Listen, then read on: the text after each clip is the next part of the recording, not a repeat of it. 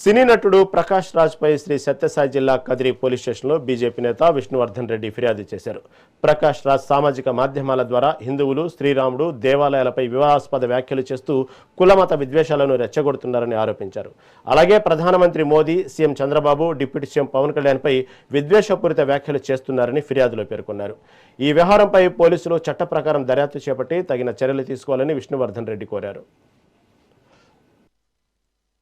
ఈ రాష్ట్రంలో ఉన్నటువంటి అధికారంలో ఉన్నటువంటి భారతీయ జనతా పార్టీ, తెలుగుదేశం, జనసేన కూటమి ప్రభుత్వం మీద కుట్ర చేయాలనేటువంటి ఒక ఉద్దేశంతో భారత ప్రధాని నరేంద్ర మోడీ గారి మీద, ముఖ్యమంత్రి చంద్రబాబు నాయుడు గారి మీద, ఉప ముఖ్యమంత్రి పవన్ కళ్యాణ్ గారి మీద ఉద్దేశపూర్వకమైనటువంటి వ్యాఖ్యలు చేయడం, రెచ్చగొట్టేటువంటి మాటలు మాట్లాడడం, అంతటితో ఆగకోకుండా ఆంధ్రప్రదేశ్లో కులాల మధ్య, మతాల మధ్య చిచ్చు పెట్టాలనేటువంటి ఒక ప్రయత్నం, కోట్ల మంది ఆరాధ్య దైవంగా ప్రేమించేటువంటి భగవాన్ శ్రీరామచంద్రుడి మీద, హిందూ ధర్మం మీద కుట్రపూరితమైనటువంటి వ్యాఖ్యలు జరుగుతున్నాయి.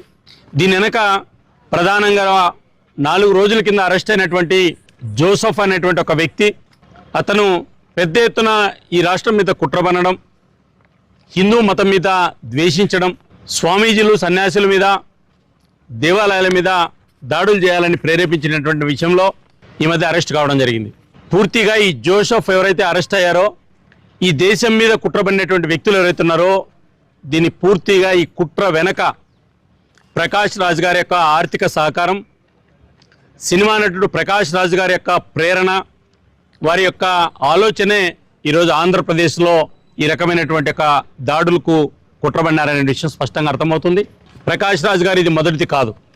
గతంలో అనేక సందర్భాల్లో హిందూ సమాజాన్ని విచ్ఛిన్నం చేయడానికి, దేశానికి వ్యతిరేకంగా ఉమర్ ఖలీద్ లాంటి ఒక దేశద్రోహులు ఎవరైతే జైల్లో ఉన్నారో వాళ్ళకి మద్దతు ఇచ్చినటువంటి చరిత్ర ఆయనకుంది.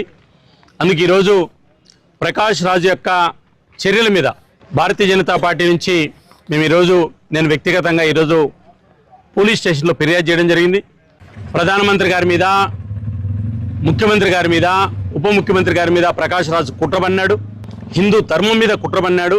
వాటి చర్యలు తీసుకోవాలని కోరడం జరిగింది.